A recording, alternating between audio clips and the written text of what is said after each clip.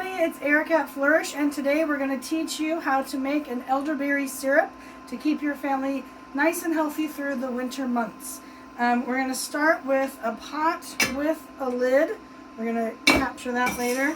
You're going to need some water, and I like to use a pour spout here, right? So we're going to start with 2 cups of water. We're going to get that going. And we're going to use a ratio that's a little bit more than 1 to 1. I think if you caught up to us last year when we were making elderberry syrups, we were telling you to use 1 cup of elderberries to 1 cup of water, and we're modifying that. So now to 2 cups of water, we're going to add a 1/2 cup of dried elderberries. Okay guys, if you're using fresh elderberries, it's a different ratio here. Give that a good stir. And you can see immediately the water starts to turn a nice, rich purple. That's all those antioxidants just immediately coming right out of those berries. Guys, this is going to be a real simple thing to do in your kitchen. And elderberries have this nice kind of sweet, tart taste like most berries do. Your kids are going to like that. But what we're going to do today is we're going to supercharge this, and we're going to give it a little oomph for the immune system and the palate. Okay, so we have, and this is my batch here, it's going home. So we have a cinnamon stick we're going to throw in. We're going to throw in, this is astragalus root. Astragalus helps kind of build immune support at a deep level. The other things we have in here is some ginger. We have some rose hips. These are dried, but guys, I know you're going to start seeing rose hips on your bushes out there in the fall. We have some echinacea root. That nice bright orange color is turmeric. It's got a lot of anti-inflammatory-ish properties, and some clove right down the middle. So we have ginger, cinnamon, clove. Rosemaries are going to give it a lot of vitamin C.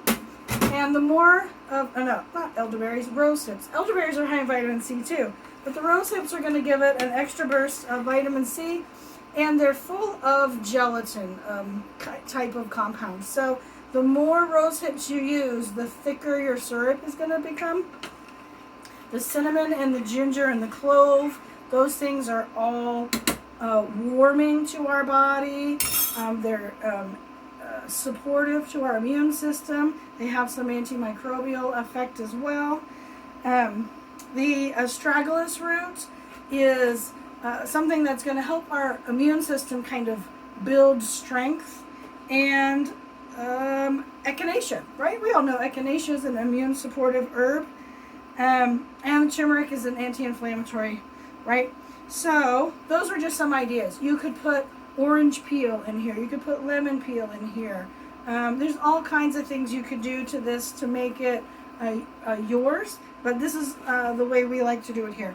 So we're going to let this come up to a nice simmer. Guys, we're going to reduce the water by half. So we started with 2 cups of water. We're going to reduce this down to there is about 1 cup of liquid left, right? So you're going to let this simmer. Set your timer for 30 minutes and watch it. Guys, if you get distracted and you come back and it's kind of simmered down, you can add more water to it and just keep going as long as you haven't scorched the bottom. So I like to come through here and give it a good stir. Make sure everything's nice and hydrated. We're going to let this roll for about 30 minutes, like I said. At 30 minutes, we're going to remove this from heat. But we're going to put that lid on, okay? Simmer for 30 minutes. Set it aside and let it soak for 30, okay? We've done that here. You can take a potato masher and mash all this stuff up if you like. But what we're going to do now is we're going to strain this. So we have, this is the setup that we have. We've got a big 4-cup measuring device. I like the pour spout. I like it being glass. And that's going to collect our juice. It could be 2 cups. We know we put 2 cups in. We're going to get about a cup left. You can use a strainer. You can use cheesecloth and squeeze it out. You can use a potato ricer. we're going to just do it this way today. So, just goes right down in. Get all that goodness out of the pan. Right down in there. Now guys, I already took that masher across here, but now we're going to give it a good squeeze. And we want to get all the liquid to come out of this elderberry. And we're just going to press and press and press. Now the important thing here is that we measure the liquid that remains, okay? So just to repeat, right? We're going to put our ingredients in. We're going to bring this up to a simmer with the lid off. We want to reduce this by half. After about 30 minutes, we've got about half of our water left. We're going to put the lid on that. We're going to set it off to the side and we're going to let it cool. This is a really good time to forget about it, right? You get distracted doing something else, you come back and it's nice and cool. We're just going to allow more time for this to steep, and we want to get all the nutrients, all the goodies, all the medicine out of all those herbs, and just let it steep. You can let it steep for 30 minutes if you're ready to move on, or you can let it just sit here until it's completely cool. That's what we did here.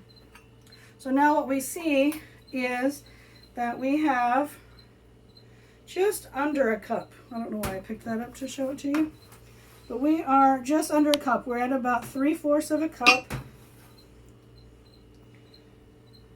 Yeah, about 3/4 of a cup. The reason it's important to measure that is to get it to become a syrup now. We're going to add an equal amount of either honey or sugar or whatever that sweetener looks like for you, okay?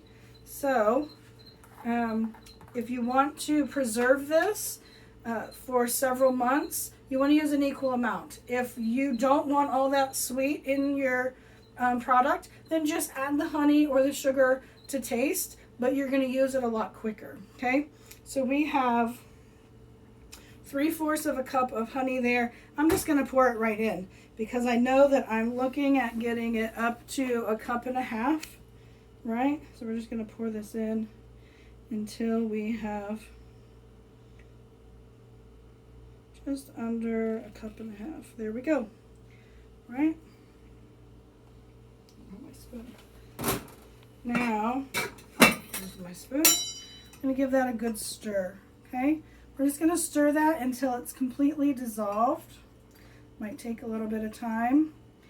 If this has really chilled down, you might want to give it just a little touch of heat to warm it back up so that that sugar or that honey melts. The honey is nice. The honey's going to coat our throat. If you can get local honey, you're going to end up with a nice addition to your immune support here. You can use a good raw pure cane sugar that hasn't been stripped of minerals and whatnot. You get this and it's going to dissolve down, and then get your final vessel, right? Maybe it's a jar, maybe you've got something else with a flip top or a spout, and it's just going to get poured in, right? I don't think my honey's all the way dissolved, but we'll give it a go. So guys, you can make sure you label this. You're going to want to label what your ingredients are. You're going to want to put the date on it. That's going to be really important because you're going to be really eager to take this. And then somewhere along the lines, you're going to forget a day, or maybe you're gone for a weekend, and then it gets pushed back to the back of your fridge.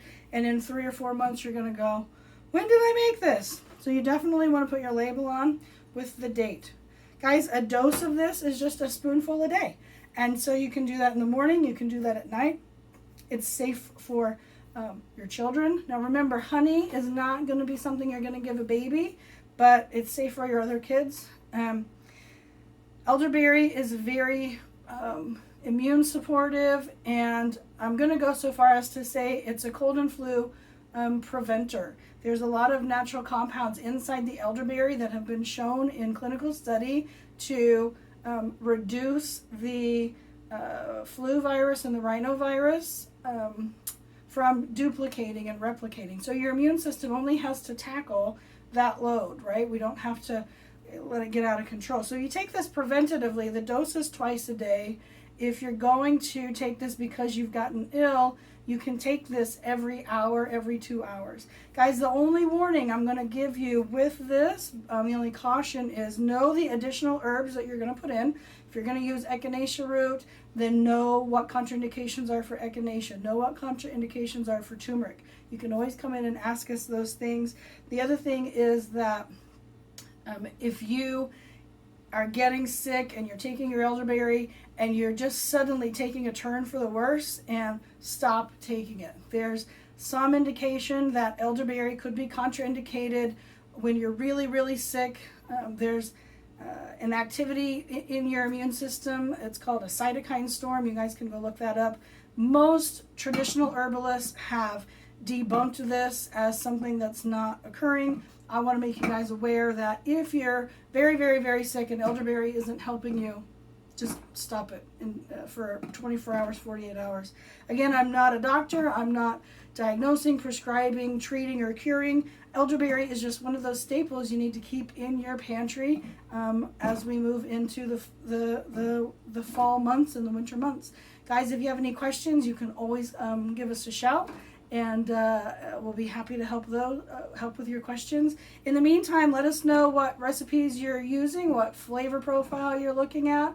If there's anything we can help you with, we're happy to help. Guys, until then, we'll see you later. Thanks.